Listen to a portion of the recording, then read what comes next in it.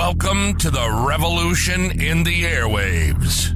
It's The Cure with Scotty and Sully, where we don't just talk about the medical industry, we transform it. This is The Cure with Scotty and Sully, where we don't just cover excellence, we create it. Hey, welcome to The Cure with Scotty and Sully. We are back with another fun episode. Scotty, I haven't seen you in a little bit. I was on the road with your boy Pritchard, your business partner, in San Antonio, Texas last week, sitting in a nice Italian restaurant. And people thought we were celebrating Valentine's Day because we were so engaged and really being good listeners with each other. And so it's good to see your face again, too. Yeah, he told me that Charlie's coming out for your training at MedPro this week. That's right. That's right. That's awesome. Yeah. I'll be jumping on a plane here at 1:00, and we'll be doing a little day and a half precise selling boot camp for 12 MedPro rookies, and so it'll be awesome to see Charlie. But today's a good day because I'm going to take you back 12 years ago, Scotty. I told you, I had the entrepreneurial moment radio program on Hot Talk 1510 KCTE, and I had a really cool dude. His name's Tim Richardson. Tim and I are part of the National Speakers Association, and Tim, he's what's called a CSP, right? That's a certified speaking professional, and so we had a blast then, and I thought, who can we have on to talk sales, customer service? I mean, that's certainly what we're trying to do. Your goal, Scotty, correct me if I'm wrong, and my goal is certainly to raise awareness for these brands in healthcare. And it starts with a few things, right? You need knowledge, skill, and you need motivation. And so let me introduce you to Tim. He's a distinguished author. He's a speaker. He's a consultant. And he's known for transforming workplace dynamics and enhancing personal, professional performance. He's got two great books. One's called Jump Starts. Another one's called Transformation Thinking. And what I like about his stuff is it's actionable, right? It's not just sort of this theory stuff. And he delivers great presentations on peak performance, exceptional customer service, innovation, et cetera. So my man, Tim Richardson, it's great to have you, my brother. So good to be back with you again. Thank you so much for the invite. Really excited about our time together. We'll have fun and hopefully share some nuggets of wisdom as well. Awesome. All right. Tim, what part of the country are you in? Yeah, what part of the country are you in today? I live in East Tennessee. I'm a native Floridian, but my wife and family moved here 20 years ago next month. So we have been East Tennesseans for 20 years. You don't meet too many native Floridians. What part of Florida? I was raised kind of all over. Born in Jacksonville, lived in Central Florida, lived in North Florida. I'm all over the place. But yeah, most recently moved up from Jacksonville area. Where'd you go to high school? I went to high school in Daytona Beach, Florida, Spruce Creek High School. Yeah. Okay. I went to Terry Parker in Jacksonville. I grew up, born and raised, and I was born in Jacksonville, North Carolina, raised in Jacksonville, Florida. My dad was a Marine. Well, you're not going to believe this. My wife went to Terry Parker High School. Really? What year did she graduate? Do you know? Probably before you. She graduated in 1983. Well, I graduated in 1989, so a little bit before me. Yeah. Well, great to have you on the program. I'm looking forward to this conversation. I'm really curious about the power of the pause and kind of your thoughts around that. And if you would talk about that concept a little bit, tell us about that and I think that'll kick the show off pretty nice.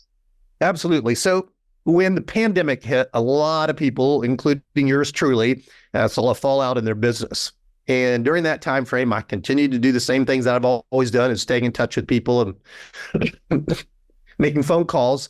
And what I found out in talking to people is people who were working harder than they'd ever worked before. Most were working from home, and the lines between personal and professional were just crazy blurred. And so I remember hearing story after story about people who were, again, working way more than they'd ever worked. And they have dinner with their family, and because they were working in the guest bedroom or on the kitchen table or whatever, they'd go back to work, and they'd work till 9, 10, 11 o'clock at night. And so what I was finding out, and based on my past experiences as well, is people were feeling burned out. And so the whole concept of the idea, and I started floating this past people, what do you need? So I just need time. I need time. So I started just thinking about the power and just simply taking a pause, from a short pause on a regular basis to all other kinds of different kind of pauses that would renew us personally and professionally. And I think it's vitally important for your listeners. I mean, I guess there's a lot of people who are hard charging salespeople who like to go, go, go. And I refer to myself jokingly as a recovering type A personality. Stop.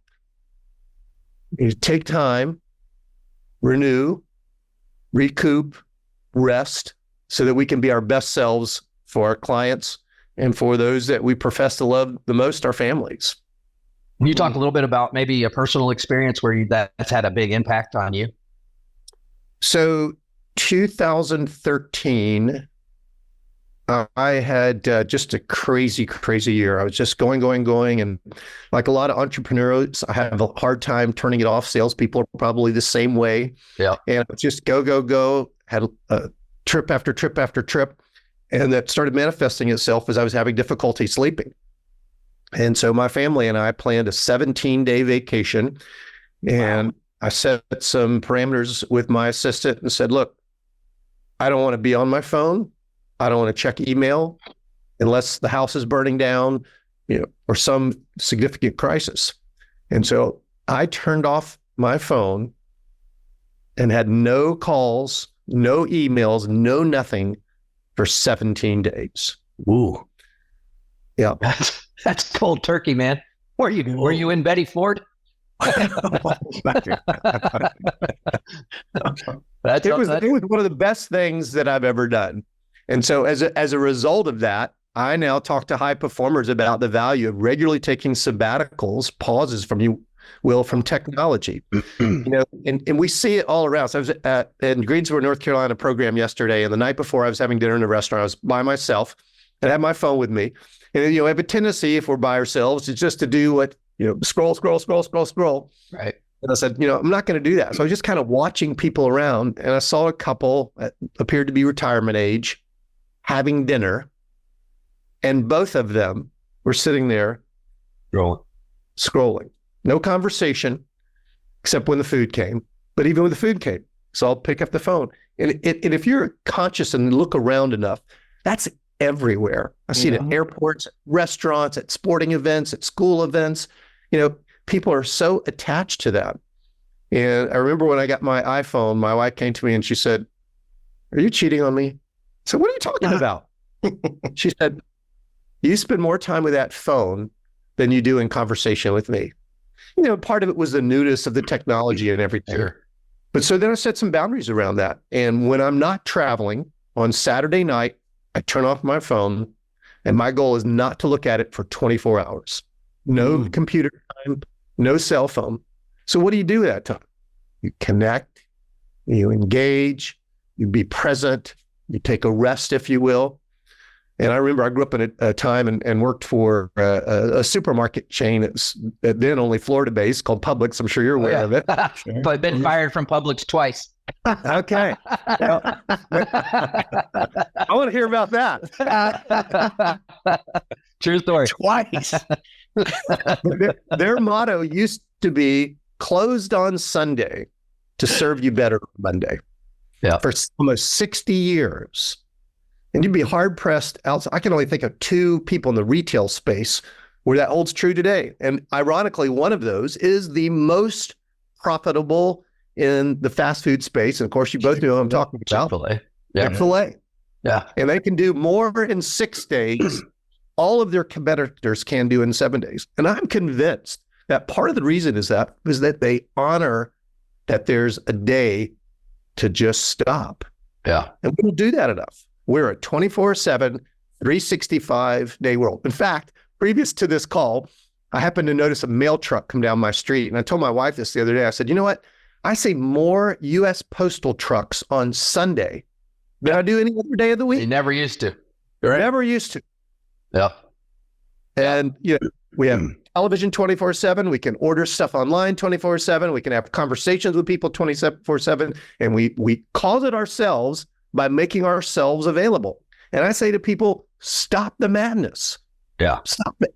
Yeah. Carve out that free where you turn off that phone, turn off that screen, and have real and meaningful conversations and real and meaningful connections.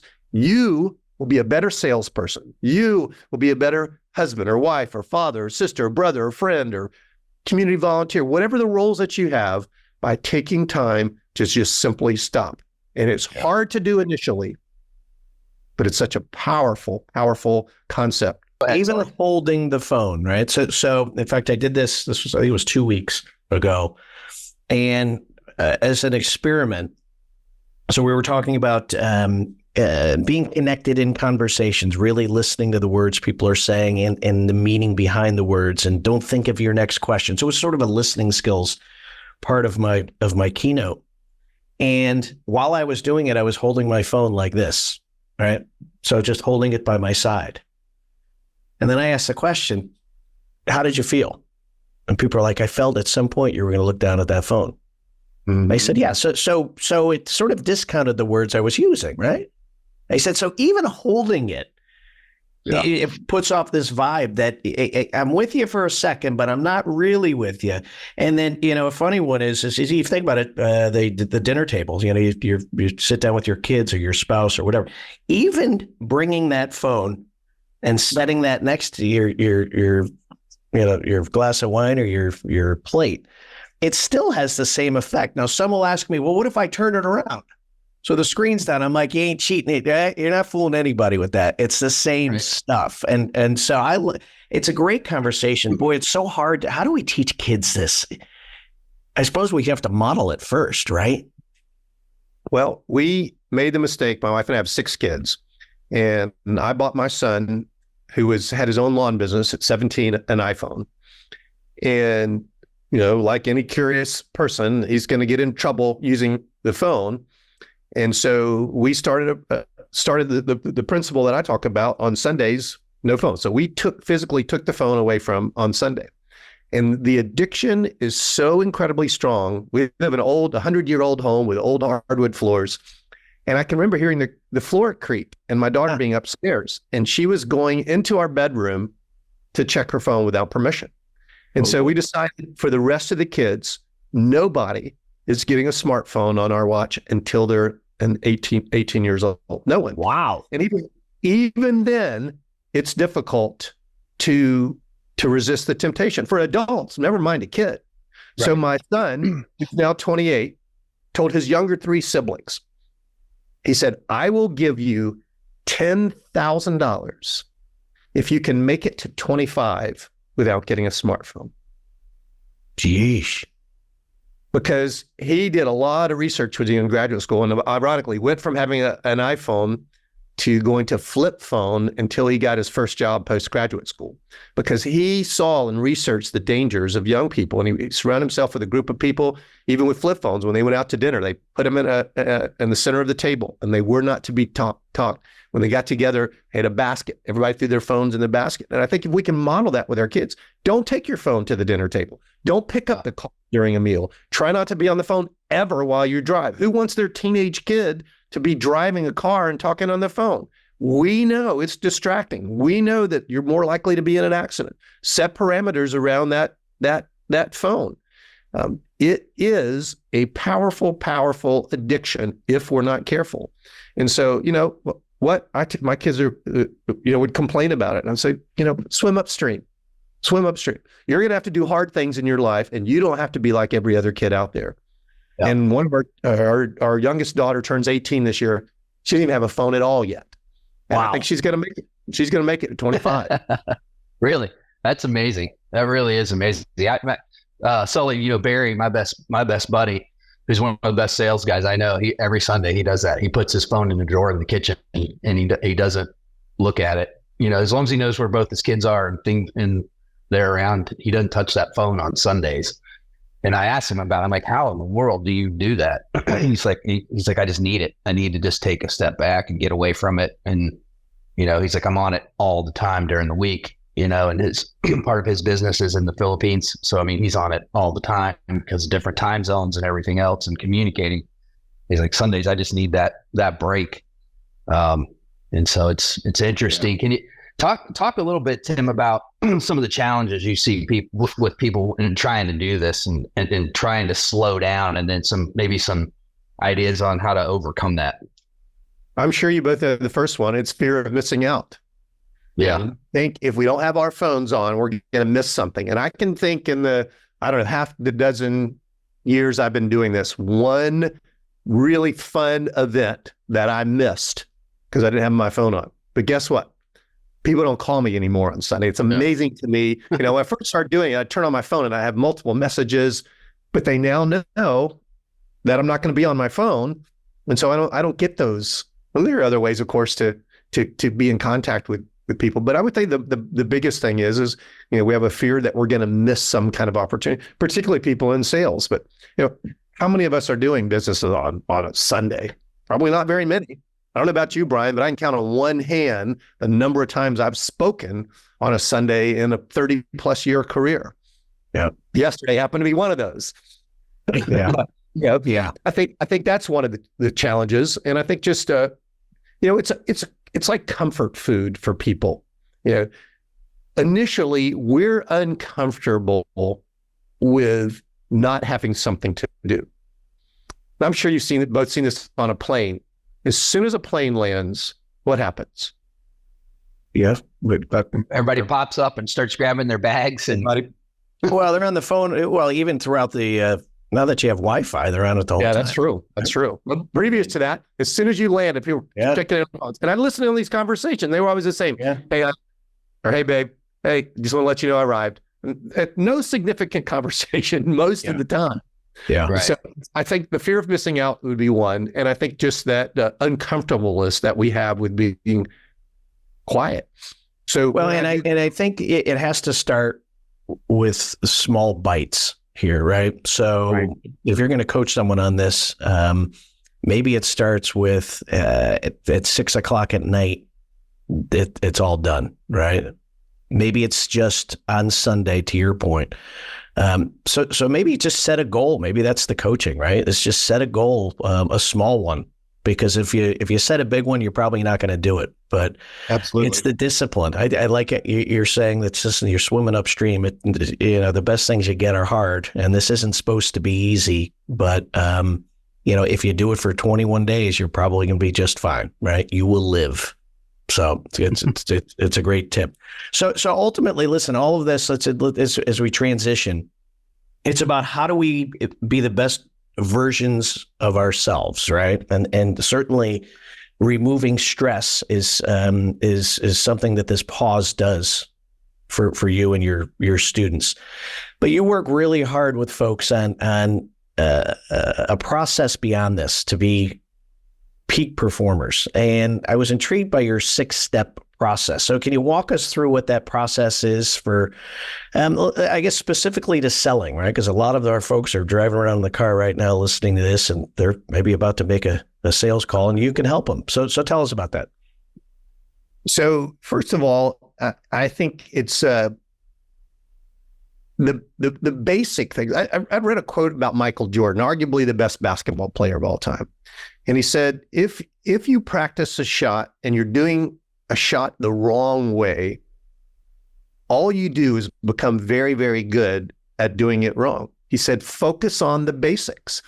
And so when I look at professional athletes, when I look at entertainers, when I look at people who are performing at any kind of level, you know, the things that they do in preparation, Olympic athletes, the things that they do in preparation aren't rocket science kind of things. They aren't things that nobody ever thought of before. They're just consistent about focusing on those basics and doing those same things over and over and over again. Brian, you're Kansas City Chiefs fans. Somebody posted recently a bit on your kicker and how he goes through this 4-step process before, you know, kicking a field goal. And there was video of him on the sidelines going through this and doing these same things, you know, taking the 3 steps back, taking the side steps off, lining up with his hand where the ball was going to go, going through the kicking action. None of that stuff is new. And so when I talk to people, whether they're in sales or anything, these are 6 strategies, I think, that can make all of us better professionally and personally. And the first one starts with education. I suggest to people at a bare minimum that we read 6 to 12 books each and every year related to our profession, our position, or the position that we desire. And then another 6 to 12 books that have nothing to do with that, just to, pause, if you will. For example, my family and I are going to see the Broadway production of To Kill a Mockingbird in a couple of months. I hadn't read the book since I was a sophomore in high school. So right now, I'm finishing up the last few chapters of To Kill a Mockingbird. On the way to my speaking engagement that I drove to in Greensboro, North Carolina, I'd heard so much about it, never read the book, but I listened to the audio version, which is the second point, listening to John Gordon's The Energy Bus. And I'd say to anybody listening to this podcast, if you're feeling low on energy in your relationships, energy in your job, and energy in any other way in your life, that is a great resource. And the other thing about it, Brian, there's not one thing on that list that people probably haven't heard before. But that doesn't matter. If we know something, but we don't do it, it's as if we don't know it at all. And so I see themes in books. I see themes as I'm listening to TED Talks or listening to books on Audible, or, you and I can go to any major university and take classes for free on a variety of different topic areas. And so particularly for salespeople who are in their car, we hear about this windshield time. What are you doing with that time? Why not invest in yourself? And it's certainly great to listen to music that you love, and there's a value and benefit of that, I think, of changing mindset. But why not dedicate 1 or 2 days a week to school and listen and learn and think about how you can apply the concepts from that book or tape to your selling process and to other areas of your life as well. So that's the second thing, listen. The third thing is attend. We have opportunities to go to events, networking events, learning events, service organizations events. And I think on a minimum, we ought to be looking for, again, I love the number 6 opportunities per year to do that. You and I belong to the National Speakers Association. We can go to our Influence Summer Conference every year. We have a winter meeting called Thrive. We have multiple opportunities monthly to participate in online and Zoom learning opportunities. And so everybody who wants to better themselves should take the opportunity to invest in themselves by going to networking events. And you never, ever, ever know what's going to come as a result of that. I'm a huge Florida State football fan. And last year, the Seminoles did very well up until the very end. But I watched a bit where Mike Norvell, the coach of the Seminoles, was talking to a group of students. And he said, I was a sophomore, I believe, at somewhere in Arkansas playing football. And a really large man came to our practice, and out of 100 people, nobody approached him except me. He said, I went up, introduced myself to him, and he said, hey, I'm just recently hired as a high school coach down here. I went to college here, and I just thought I would come out and check out your practice. Well, it turns out this guy came every spring and every fall of Mike Norvell's career. And then a couple of years later, he got promoted to a college position. He said he made a phone call to the college where Mike had gone and said, I'm looking for a young graduate assistant to join my team. And who did the coach give him? Mike Norvell, because Mike put himself out there in a situation to go over a handshake. And so, when we go to events, even if they stink, even if we learn nothing from the content, we might meet somebody like Mike did that could change our career in ways that we can't even imagine. And so I tell people, put yourself out there, go to these events, network, meet other people. Don't go and find the people that you already know. Our friend and colleague, Dr. Terry Paulson, said, I like to think of people I know as used people because I've already extracted all the knowledge. I love that. Tim, I just want to add something there. It made me think of what you just said, and I'm adding this because of the individual that I'm going to share, because our audience all knows and loves this guy. There's a guy named John Sasson. He passed away a few years back, but John was an amazing influencer in our industry. And just an amazing human being. And I was we were hosting a meeting, actually, Repertoire, my magazine, was hosting a meeting, and John was one of our speakers.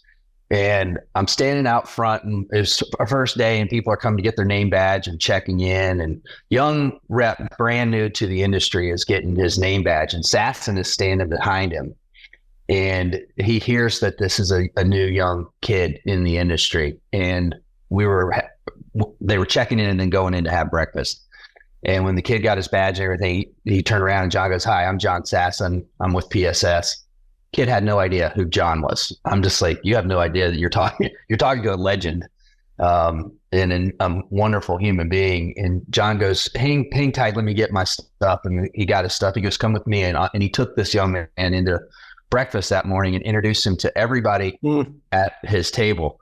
And like I said, the kid didn't know who John was, but what a gift and what a lesson John taught me there of, hey, don't overlook anybody. And just watching John do that, it just added to, he's in the industry Hall of Fame, so rightfully deserving. But things like that, and it's stuff that nobody saw John do, that John just did. And to your point, when you're attending that, go up to people you don't know, talk to people you don't know. I write about it probably 3 or 4 times in my pub letter a year of investing in yourself. Do something this month to invest in yourself. Go in and train on different products you've never sold. Read Sully's book, whatever it is, but give back to yourself. It's so important to do that. And I love your idea of reading 6 to 12 books a year. I think it's so important, or listening to them on on Audible, but getting through 12 pieces of content that help you and what you do on a daily basis. Not sure why I just shared that story about John, but it's such a good lesson, and it kind of ties into what you were saying of, Well, there's 2 points. I love the used people concept. That's funny. That's funny. Well, there's 2 things that stand out there. When I had the business radio show, it was 9 years where you look for these nuggets for people who are really happy and successful. And there's not 50 of them. There's usually about 5 consistent things that we would hear over and over. And you just hit on 2 of them. All right. The education part, let's start there. I had a guy named Jerry Stead. He wrote a great book called Leadership Unbound. Wonderful man, humble leader. His most recent company, he had taken from being valued at $6 billion to, in 4 years, it was worth $30 billion. And I said, well, what makes you the CEO? Like, what do you have inside of you that you give to others to make them be that productive? And he said, well, you know what I do every morning? I get up at 4 o'clock and I go down to my office and I take 1 hour and I do nothing but study. And I said, well, what are you studying right now? He said, well, every month I pick a new topic. And he said, this year I'm picking a new country. I just pick a random country on the map and I learn everything I can about that country. That's pretty cool. And I'll never forget my question and his response. I said, well, how does that help you sell more of your technology products? And he paused and he said, I don't know. And I loved the answer, right? He wasn't learning. He was just learning for the sake of learning. And this habit, I just kept hearing this over. Bob Proctor, right, of The Secret. I'm sure you're familiar with him, Tim. Same thing. He said, his old man, he said, Brian, there's only one way to wealth, and that's through study. You have to study. So that was one big one. And then the other one I learned about these folks is when they were coming up as young professionals, they weren't afraid to ask for help. Okay. Now, that kid in that line, Scotty, got lucky because John tapped him on the shoulder. Yeah. But that kid also has control over whether or not he met John Sasson that day. He could have tapped John on the shoulder, right? He got lucky. And so you have to ask for help as a young guy. And of course, when you get to a John Sasson level, what's so wonderful about these people who are successful, happy leaders is they're so willing to give help. So when you're young, ask for help. And when you're our age, you give it to as many people as you can. All right. Those are 2 great pillars, Tim. I think you just killed it. Awesome. Keep going. Well, and let me comment on one thing. If we have time, I'd like to go back to PSS because I knew John Sasson when I lived in Jacksonville. Oh. And I knew one of his sales reps who was fired from PSS, but went on to become one of the most successful salespeople in the pharmaceutical sales space ever. I want to share his story if we have time in a little. Please. Do it now. Do it now. Yeah, All right. hit us with it. All right. So it was my best friend's younger brother, and he got hired for PSS out of college, and it didn't work for him. He was not a great student. I don't know all the ins and outs of what happened, but I knew that he was fired. Well, he went to work for a competitor shortly after that. And he lived in Daytona Beach, Florida. I mentioned where I went to high school. There was a little magic shop in downtown Daytona Beach. And so one day, John went into the magic shop, my friend John, and he bought a couple of tricks. And the biggest problem that he was having was getting past the gatekeeper when he would go. He was visiting doctors' offices to try to get to FaceTime with a doctor. So he'd walk in and he would, hey, can I show you a magic trick real quickly? And he'd do a couple of tricks for the gatekeeper, won them over, and then he'd get into the office. I think it was 10 years in a row. He was the top sales rep out of hundreds of sales reps for his company. Not because he was smarter, not because he had more knowledge, not because he knew something none of the other sales reps do, but he connected with people. And so, all the things that we're talking about, I think this kind of relates tangentially to the idea of putting yourself out there and going to events and so forth. And the way that he did that was simply just by engaging with people with a simple magic trick. He was promoted multiple times, ended up becoming a VP of sales for the company, and just had a remarkable career in sales. Yeah, not the smartest guy in the room, not the most knowledgeable guy in the room, but he chose to do something different. And that made all the difference in the world for him. Yeah. So I'd say to your listeners, don't think about how you're going to be like the top sales rep. Think about how you might differentiate yourself in a way that makes you stand out and makes connections with people. And that's the name of the game in sales. It's all about making connections. Mm-hmm. So, amen. Tim, I call it in my seminars being stupid. These are stupid ideas. Right? Like, how stupid is that to walk in with a card trick? I'm not going to do that. I'm supposed to be professional, Tim. I'm in the healthcare sales industry. I can't. Those are the ideas, like you said. You can't look, sound, act, and smell like every other salesperson walking in the door. And that's a classic idea. And there's so many others. And Scotty and I have known some amazingly creative salespeople over the years, right? Of course, Scotty, we bring this one up. This is an old friend of ours, Tony Malero, Tim, who would dress up. Now, we used to sell endoscopy products, right? And so he created a character of himself called Dr. Ben Dover, and he would walk in with a yellow jacket, nerdy glasses, and he would act like a character, right? So I'm Dr. Ben. And people would say, nurse would say, get up here, bring their friends up. Look at this. And hey, this guy says he's Dr. Bendo. Come on, you make people smile. They'll listen to you, right? When it comes time to talk about your product or your service. So, he had a sister, Eileen, over. Hey. Adopted son from China, hung over. he had all of these characters that he would bring into him. He was absolutely amazing. Tim, me and Sully interrupted you in your 3-part deal. I think you probably have a couple more points. I do, but you reminded me, Brian, of something. And if we can continue the diversion, let's go. I want to tell you another 2 examples. So the first happened, probably 10 years ago. And so I called this person, is a person I met at a conference I was speaking at in California, and we just connected, and I was kind of stayed in touch. Well, I found out her birthday was on the anniversary of the day my wife and I got married. So it was easy to remember. So every year I called her on her birthday. So again, 10 years ago, I call her up, her voicemail picks up, and I launch into this character that I had created in my mind, this elderly lady from the fictional town of Clam Juice, Alabama. And my whole message was with this persona, and I never said who I was. I hung up the phone. And so I sent her a message a day or 2 later, said, hey, by the way, that was me. Just wanted to check in with you. I thought I'd have a little bit of fun. Happy birthday. Crickets. Nothing. Almost 2 weeks go by. And one day I get an email and she said, "Good morning, Tim." She said, "My husband and I just returned from a 2-week vacation in Europe. I got back to the office with 127 voicemails, hundreds and hundreds of emails, meetings and all that.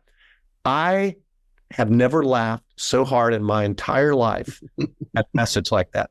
Everybody who came into my office that day, I played that message for them. Wow. Thank you. Made my day. It was hysterical."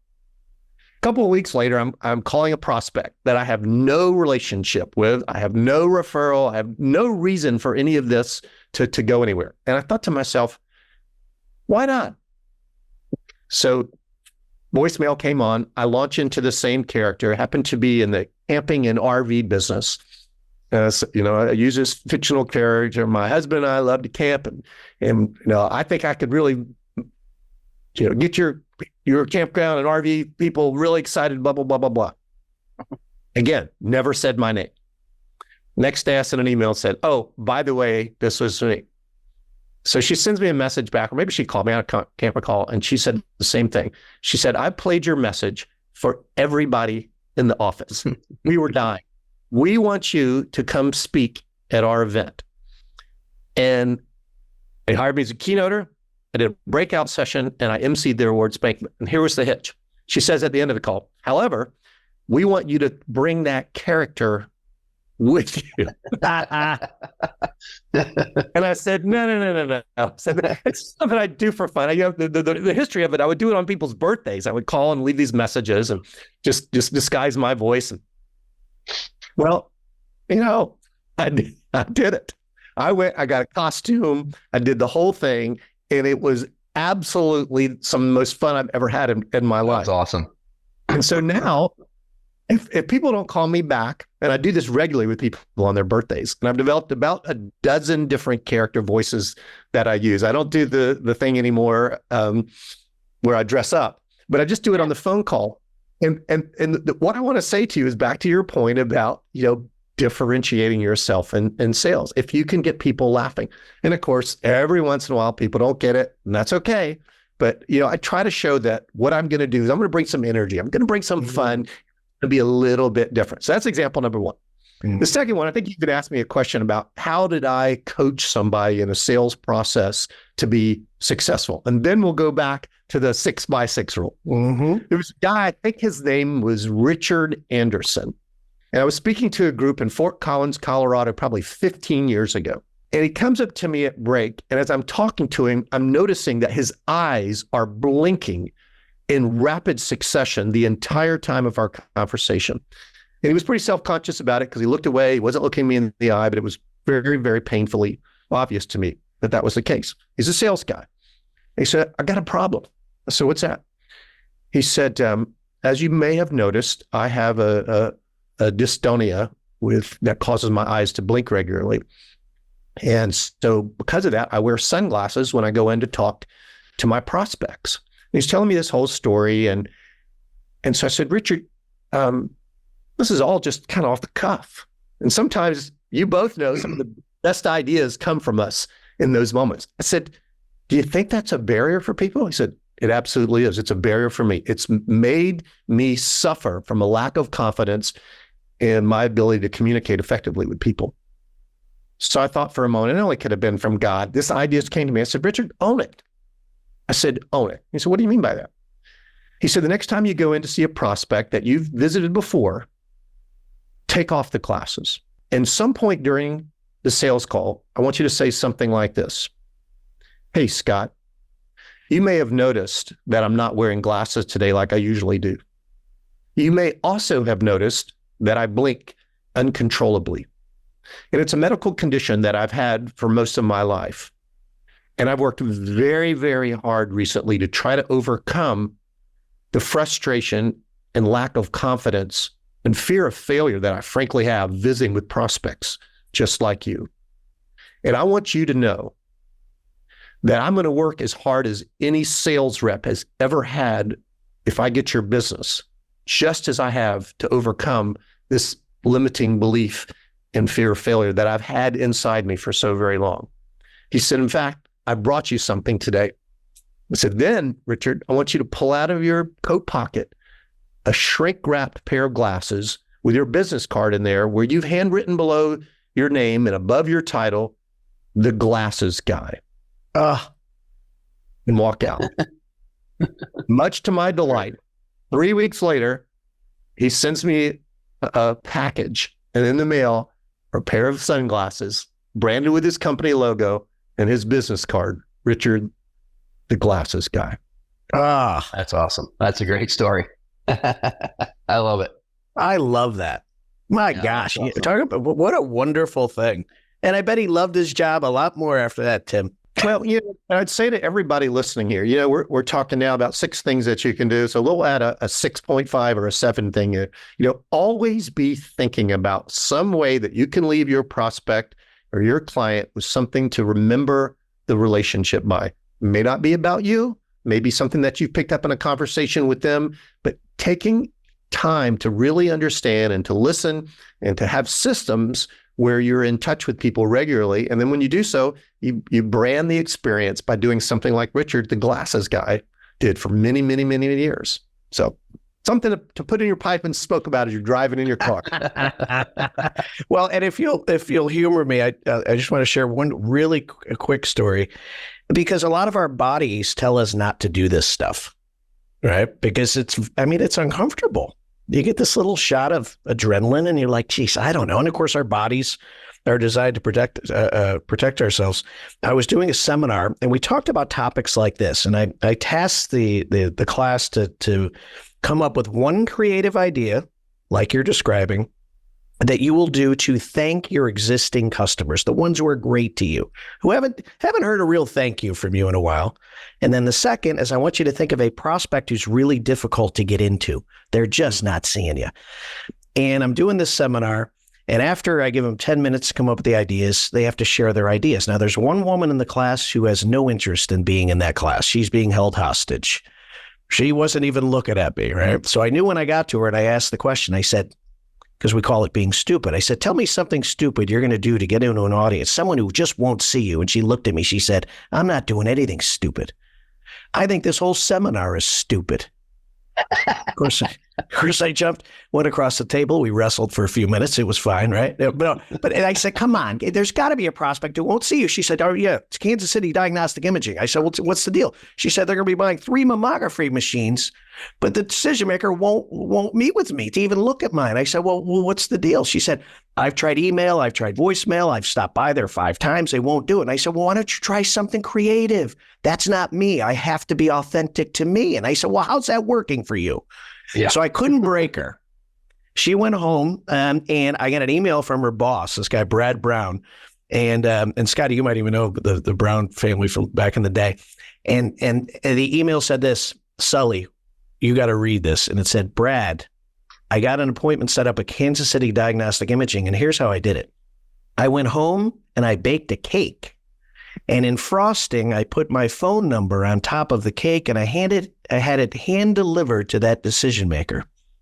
Now, when you get a cake delivered to you with a phone number on it, you do one of 2 things. You either call Homeland Security and they blow it up in the parking lot, or you dial the number. And the decision maker dialed the number, was so impressed that she tried something new. He said, listen, we're pretty far down the line with GE, but come on in. Now, so I was so happy, forgot all about it. It was about 6 weeks later. The email came through, Sully, you will not believe this. It said, Brad, I want to let you know today we'll be placing a purchase order for $1.5 million. And it all came from a stupid cake. And of course, what happens? She goes on to become the cake lady. Right? So your body will fight you, but you will be rewarded for it, right? I love it, man. I love those non-card carrying calls. They're the best. Right. They're fun. Yeah, absolutely. All right. Where we go next, Scotty? Well, the problem with this is this exchange makes me think of another idea. So, but I'll hold that one. Tim, let's kind of wrap this thing up here and talk a little bit about, overcoming mental blocks and kind of some strategies you have around that. Well, I think the first thing is to do is as we've been talking about, you got to give yourself permission to not do the things that you've always done in the past. I like to tell salespeople when I talk about them that N-O really stands for next option. And so, that's what Brian, you were just talking about with the cake lady idea. What's the next option? If we can't get through or penetrate to our client, we've got to ask ourselves, what's the next option? And so in sales, as we all three of us know, it's never a one-time transaction. We've got to be able to put ourselves out there multiple times.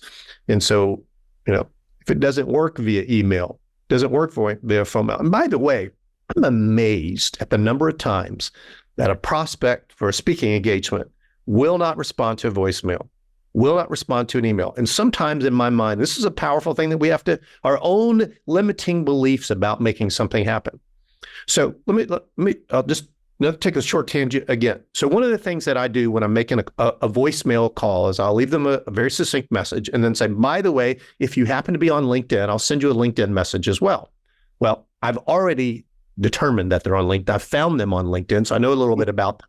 And I send them the message right after the call. They don't return the phone call. They don't return the email multiple times, but they do accept the LinkedIn invitation. So what that tells me is I, in my mind, had decided that they didn't want to do business with me just because they didn't respond to an email or a voicemail, but because they now have accepted a LinkedIn invitation, I know, hey, I'm okay to continue the dialogue, which I do. And I'm amazed at the number of times, and it happens to me over and over and over again. I'm sure it happens to your listeners. Just because somebody doesn't respond to the first 6 or 7 or 8 or 9 communications does not mean that they're not interested. It's all about timing. It's all about when they, need to take that next step. It's about their needs. It's about understanding all the things that we talk about in the sales process. And so I think for me and for your listeners, having the right mindset is vitally important in moving forward with anything, but particularly with sales.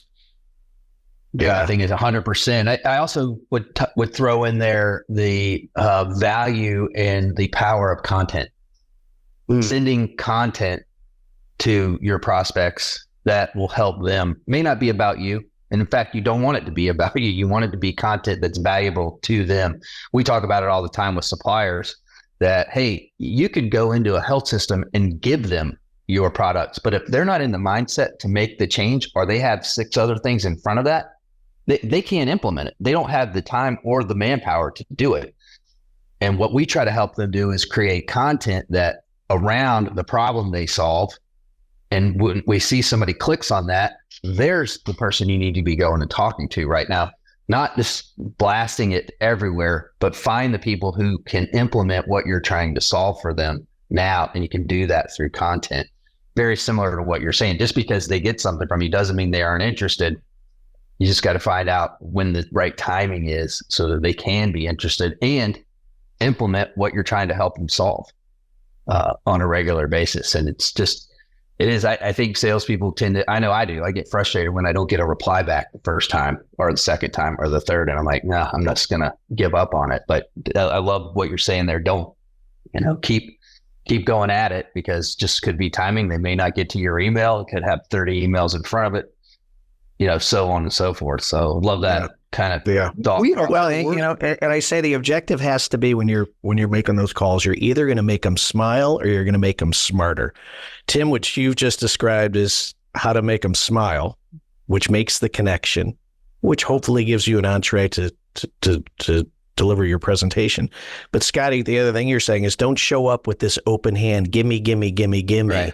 Show up with the giving hand. And that's what the content you're describing is, hey, you may be happy with your existing supplier, but I found this article, or there's this best practice, or there's a new way to do something, and I just wanted to share it. And it might have nothing to do with even your own product, which I think almost makes it even better, right? I learned something. And you're a connector of people through content, and smarter or happier, you're doing good, right?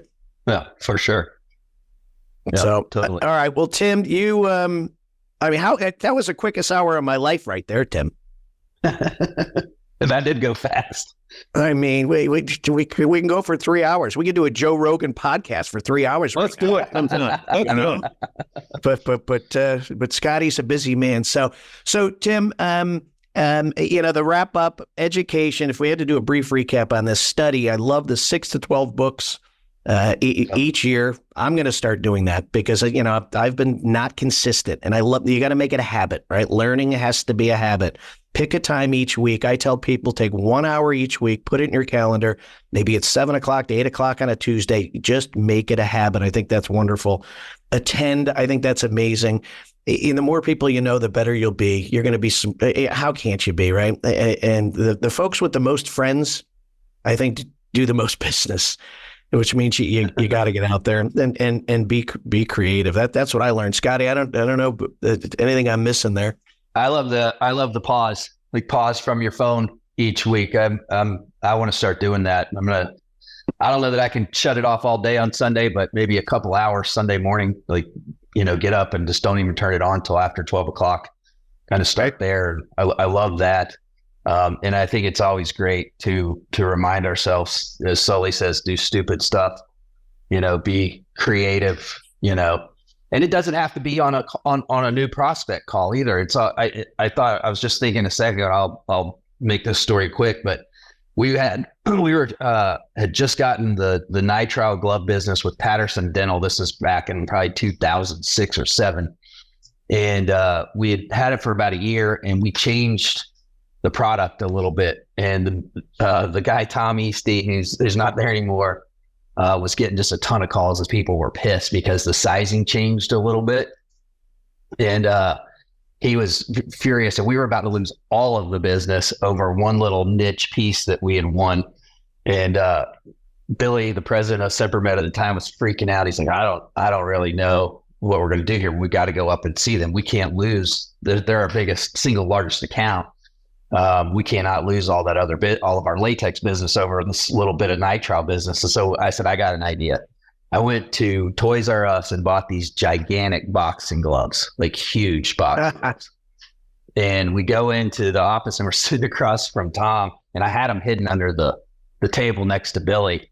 And Billy goes, Tom, I know you're upset with us, and we will make this right. I promise you we will, but I need you to get some of this frustration out because it's all Adam's fault.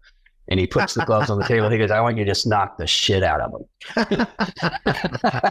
And Tom just did what Sully's doing. Just starts laughing. He goes, I want to be pissed at you two, but I can't because you're such jackasses coming in here with the boxing gloves. So I think you can do that stuff, even turn a bad situation into a good one. And you can't do that in everyone, but being creative, I think, is something that we all need to remind ourselves on a regular basis with it. Scotty, one final question. Yeah. Can you turn your cell phone off during your 4-hour round of golf? That's not a bad idea. I keep it. Maybe we start small. Yeah. I usually have it on because I keep my score on hole by hole. But I used to turn it. What are you, 85? That's how Billy knew I was playing. He goes, when you're going to answer your cell phone, I know you're on the golf course. All right. Hey, Tim, where can people learn more about what you do? A lot of these medical companies, they have sales meetings, and you've got a lot of stuff to share. Maybe tell them a little bit about the books. Lead us. Sure. Yeah. You can find just about everything at timrichardson.com. And we didn't finish the 6x6 rule. And I just happened to remember that I wrote each of those segments starting in mid-May of 2022. So I write a weekly column that I post on LinkedIn called Positivity. And during that time frame of middle part of May 2022 into June, I did an article each week on those, so they can check me out there. And be happy to have conversations about any of the things that I do with any of your listeners. And even if I can help somebody, I'm happy to have a one-on-one call or a sales team call just to explore some ideas. It'd be my great gift. I appreciate this opportunity to share with your listeners. I love what I do, and I hope that people listening love their jobs as well, because I think that's a really, really key component to being successful. You got to be passionate, and you got to do it with love. Absolutely. Yeah. Amen. All right. So check out timrichardson.com. And no doubt we have 2 more hours to chat. So you'll join us again, I'm sure, won't you? Look forward to it. All right. Cool. Scotty, Love you, brother. Then we'll You too, my we man. got another great guest. I mean, we got them all lined up, Timmy. We got NSA, like Chris gonna be like an NSA year 2024. But you know what? You just set the bar. So I hope you enjoyed yourself. You've been listening to The Cure with Scotty and Sully. See you guys. Timmy, good to meet you, man. Likewise, Scott. Thanks so much. All right. Timmy, thank you. That was awesome.